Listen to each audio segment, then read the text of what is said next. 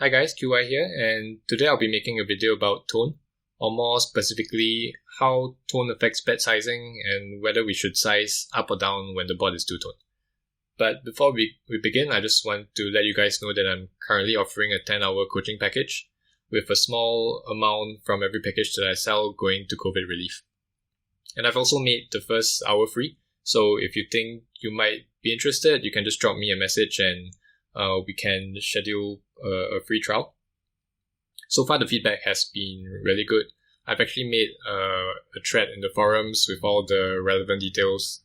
And some of the guys who have completed the package have also posted in the comments to the thread. So definitely check that out if you think you might be interested. If you can't find the thread, you can just drop me a message as well and I'll direct you to it. Like I said, the first hour is completely free, so don't hesitate to reach out if you think that this could be useful for you. So coming back to the topic of this video, if you ask most people how their bed sizing changes as the board goes from rainbow to two-tone, most of them are going to tell you that we should size up.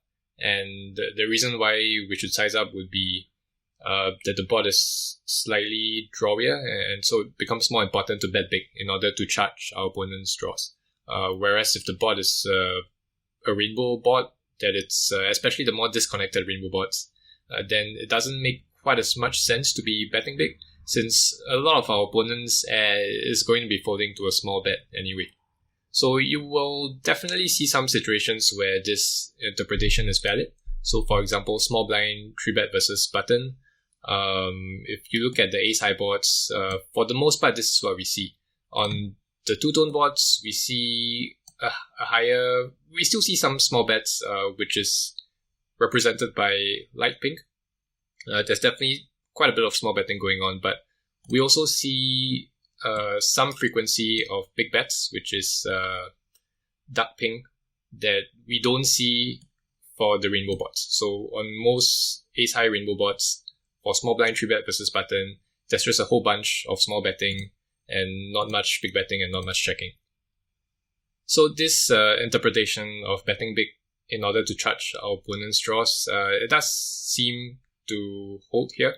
But the thing is, there will be plenty of other situations where the trend isn't quite as clear. So as the board gets lower, if we look at jack high boards, for example, now there's a whole bunch of big betting going on either way, and we don't seem to care much if the board is two-tone or rainbow. If you look at slightly tighter ranges, for example, small blind 3-bet versus low jack, then you're going to notice something entirely different as well. So on ace high boards, there's just no big betting at all whatsoever. And then as the board gets lower, so this is pretty interesting, right? As if we go down to queen high boards, then now what we see is that there's actually more big betting when the board is rainbow. So it's the complete opposite trend of what we saw when ranges were wider. So clearly this idea that we're betting bigger in order to charge our opponent's draws, it works sometimes, but not in 100% of spots. So what we're going to do in the rest of this video is I'm going to try and explain some of the trends that we see here. There's obviously a whole bunch of things going on, so I'll just try to break them down one by one, and by the end of this video, hopefully we'll be able to have a better understanding of how tone affects our strategy. So the first thing I want to do is to debunk this idea that we always bet small on dry boards. Here we have a very dry ace-8 deuce rainbow board, big blind 3-bet versus button, and you can see we're mostly going for the small size at a high frequency. But what I've done over here is I've run the same board, but what I've done is I've removed all of the marginal hands from the big blinds range. So I've removed all of the weak ace-x, the underpairs, as well as the 8x, the middle pair hands. And once I do that, you can see that it's actually the big size that's preferred. So clearly it doesn't, you can't just look at the board texture and make your decision based on that. For sure, your sizing is going to depend on how your range interacts with the board as well. So in a situation where we don't have any marginal hands, no matter how dry the board is, the small bet will just never be a thing. I guess you can kind of argue that your bluffs might have higher EV as a small bet because your opponent is very inelastic and is probably going to overfold more versus a small bet. But at the same time, you can also say that because your opponent is so inelastic, it makes a lot more sense to go ahead and bet big when you do have a hand like ace king or ace queen, since he's either going to be calling or folding, and if he's calling or folding the same range versus different sizes, then you should just bet big to maximize value. In fact, it would make more sense to go big because most of your EV is going to come from your strong hands. So it makes sense to choose a size that your strong hands are comfortable with instead of going with a size that your bluffs want to use. So that's actually a really important thing to understand. Bet sizing very rarely depends on what your bluffs want to do. It usually depends on what your main hands want to do. In terms of bluffs, if you bet a small size, you're kind of you're not going to get as many folds, right? So you're risking a small amount to get less folds. If you size up, then you're risking more to get more folds. So your EV ends up being around the same. Whereas with your main hands, there are some hands that clearly want to bet big, and some more marginal hands like middle pair that clearly want to bet small if they're betting at all. So if you have some kind of bluff, what you need to do is to think about what your mate hands want to do, and then from there, your bluffs will just mirror that sizing. So for example, in a situation like this where we don't have many marginal hands in our range is really polarized, so definitely the correct size would just be to go big.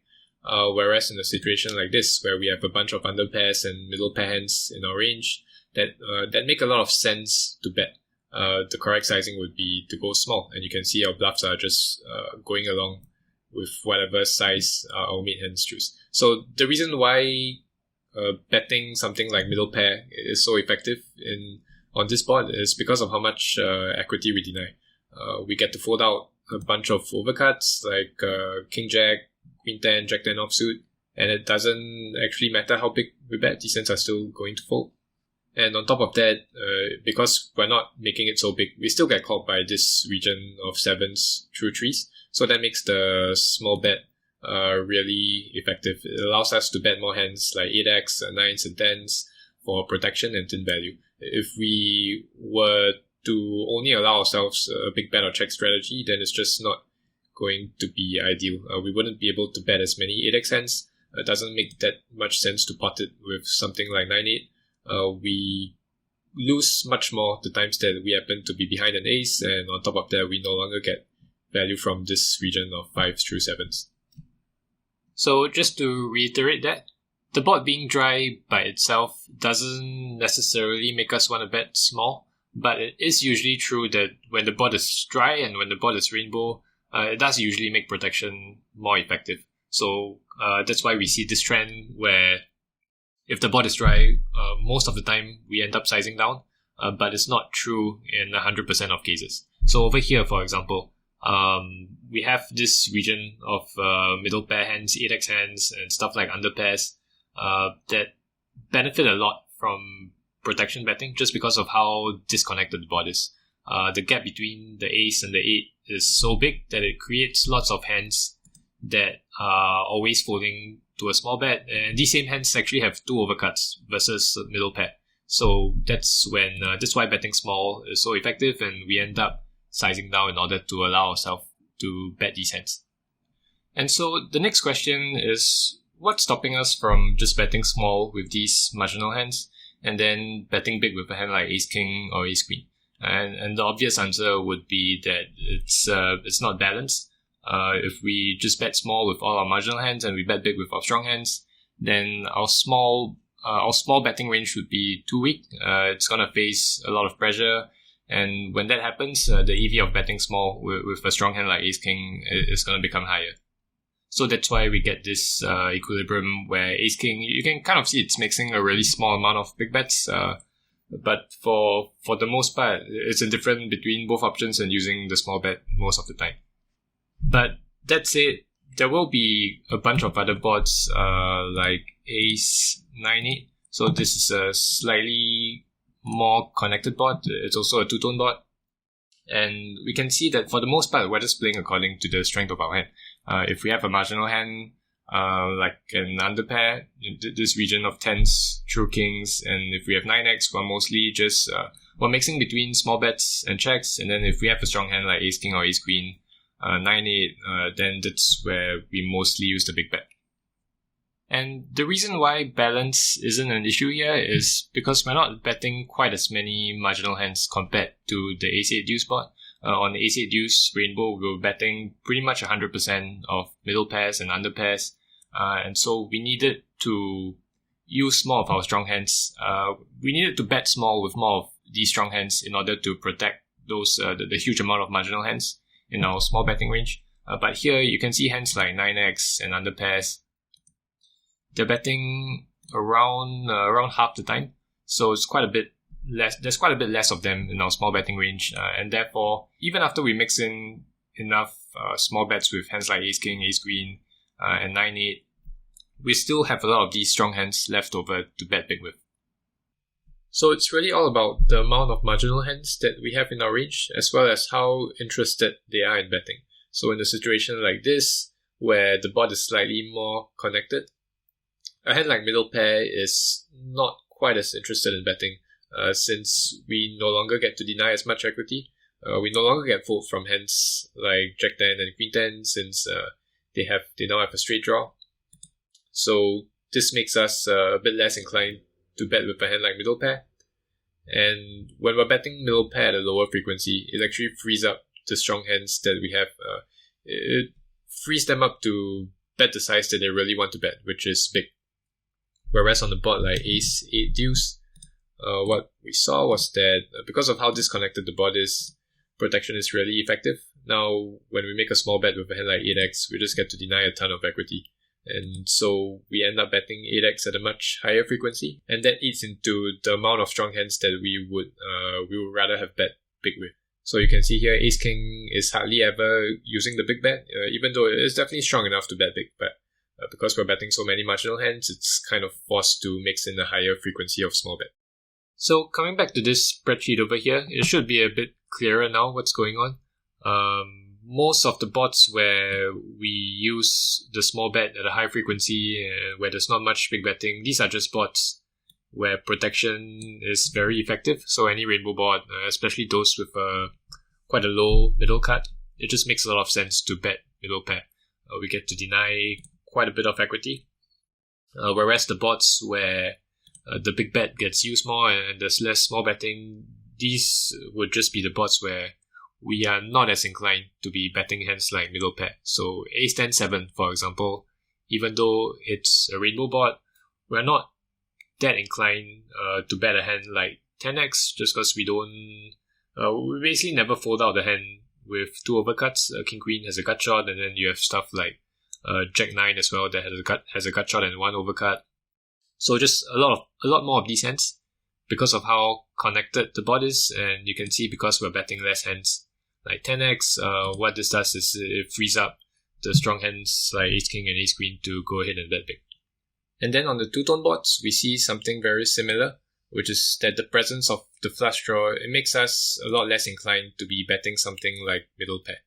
So yeah, when you have a hand like middle pair or an under pair, a lot of the flush draws have one or two overcuts versus your hand. So your equity when called is going to be much lower, and it's also really difficult to realize the equity that you do have if you think about how the hand is likely to play out.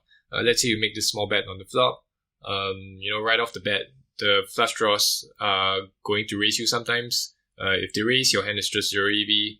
Even if they don't raise you, they're going to call.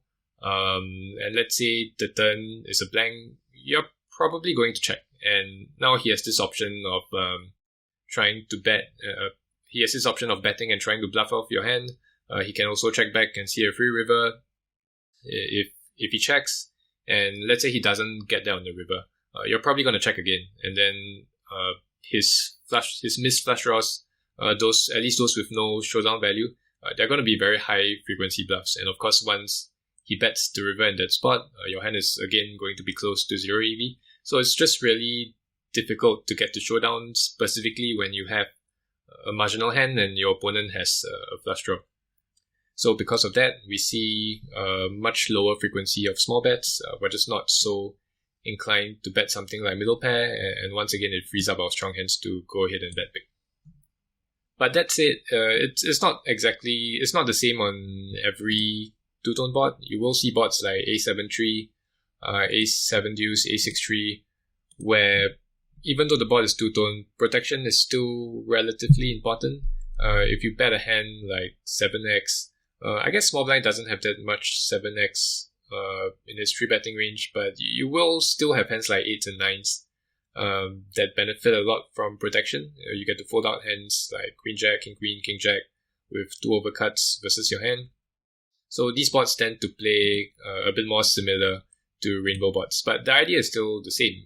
No matter what the board is, you want to ask yourself how important is protection, and how interested am I in betting marginal hands? And if the answer is that you are very interested in betting marginal hands, then you will always see a strategy where you have a high frequency of small bets, and your strong hands will kind of be forced to bet small at a high frequency as well. But if the answer is that you're not that interested in betting marginal hands, then what we see is a lower frequency of small bets. So there's going to be more checking with our marginal hands, and because of that, it frees up our strong hands to go ahead and bet big. So these are some of the materials that I use with my students.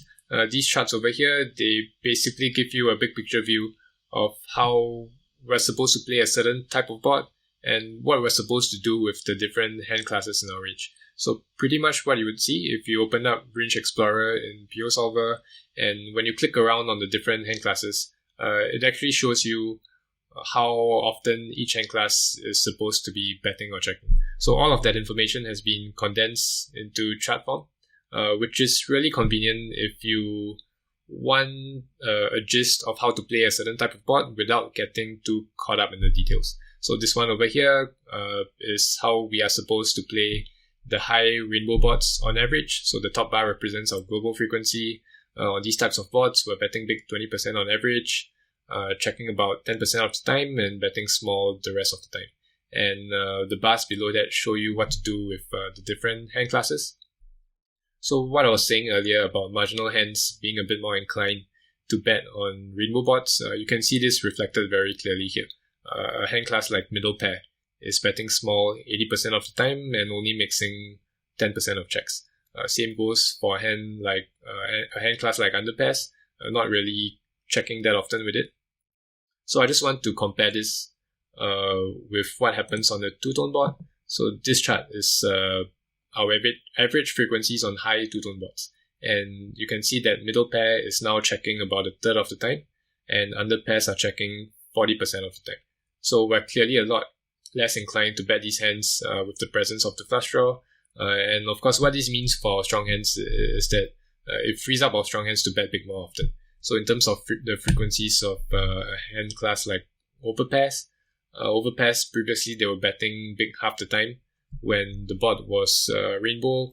Now when the board is two-tone, they're betting big 63% of the time. So quite a significant increase. And if you look at two pairs, you actually see something similar. The big bet frequency goes up from 15% to 44%. So that's the reason why we see more big bets on two-tone boards, at least for the A-side boards. The trend is pretty clear. And then as the board gets lower, it starts to become not so clear. So check-high boards, for example, there actually seems to be slightly more big betting on the rainbow boards. And this is despite the fact that we are making more protection bets on these boards. So everything that I said earlier, it still applies here. You can see there's a lot less checking on Jack-high rainbow, which implies that we're betting more marginal hands. But for some reason, that doesn't end up eating into the number of big bets that we have.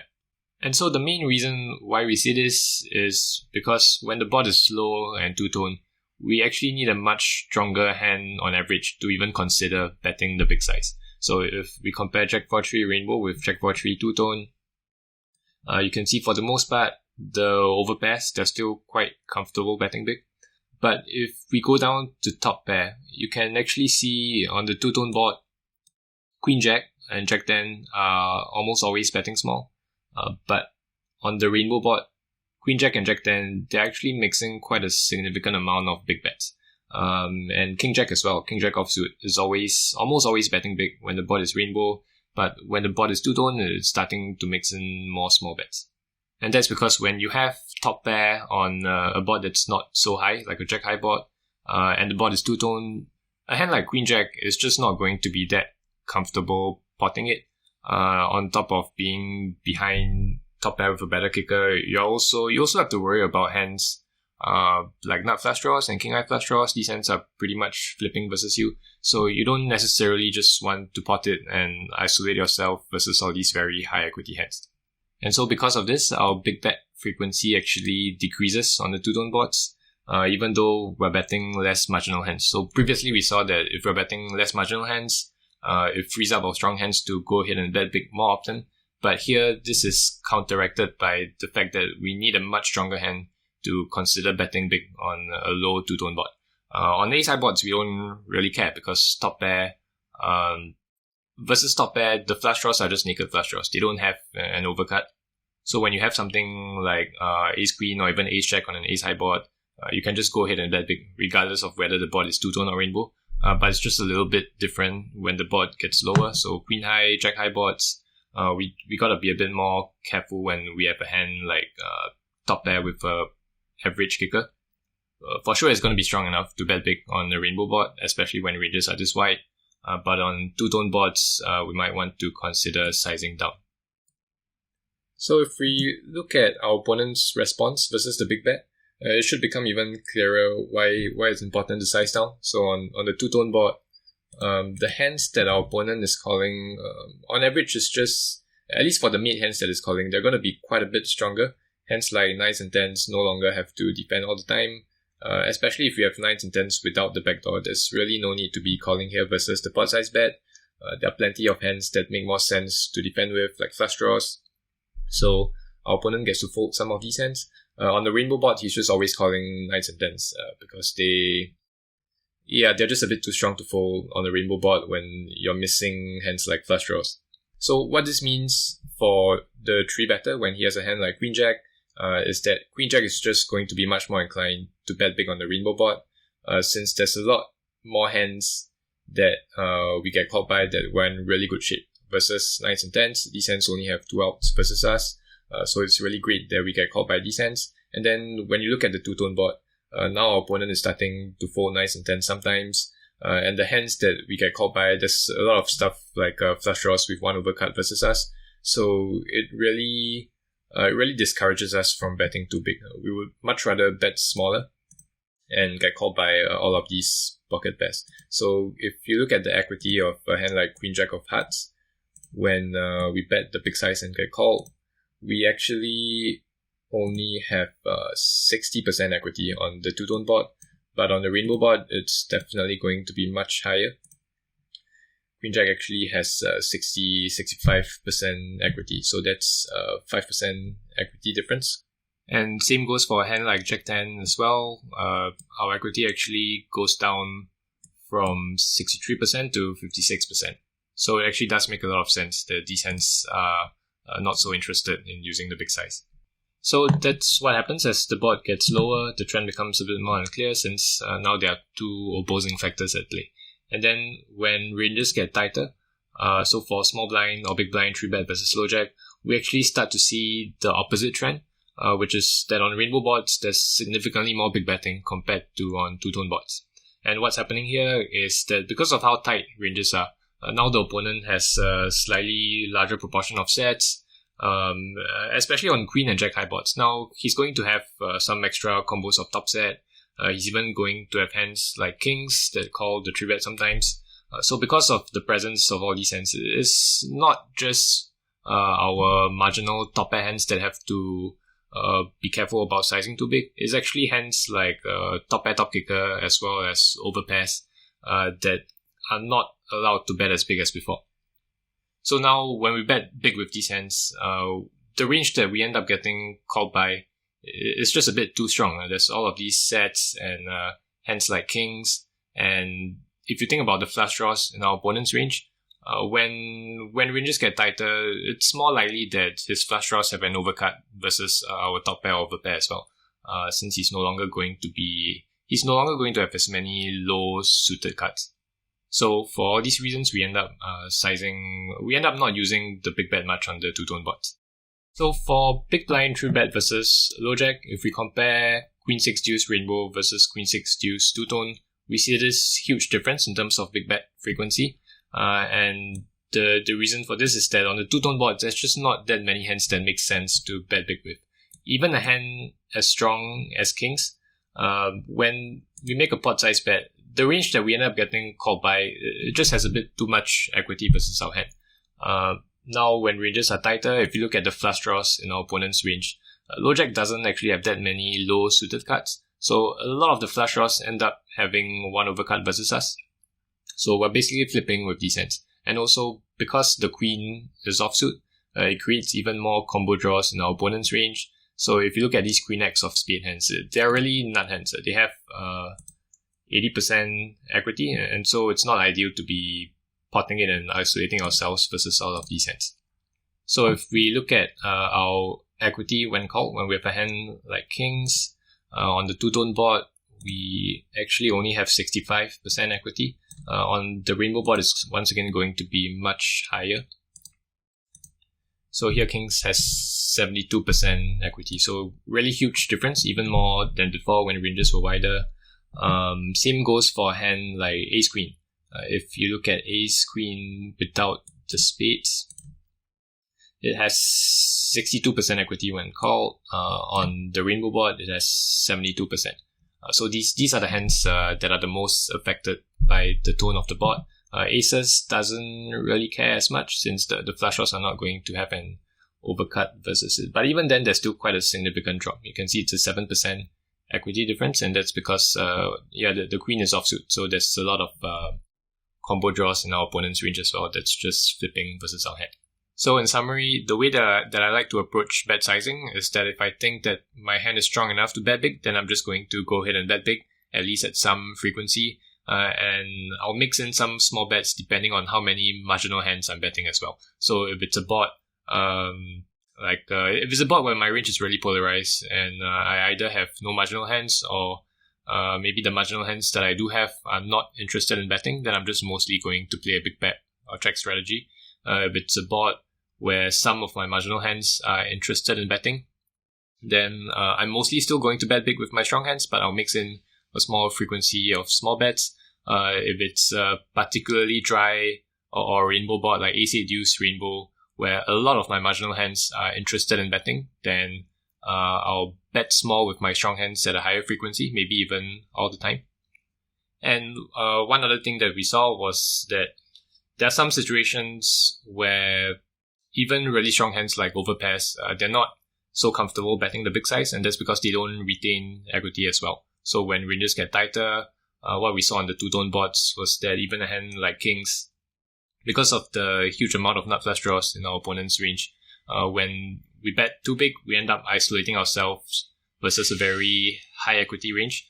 So in that case, we are kind of forced to bet small. So that's all I have for you guys. Do let me know what you would like to see in the next video, and I wish everyone good luck at the tables.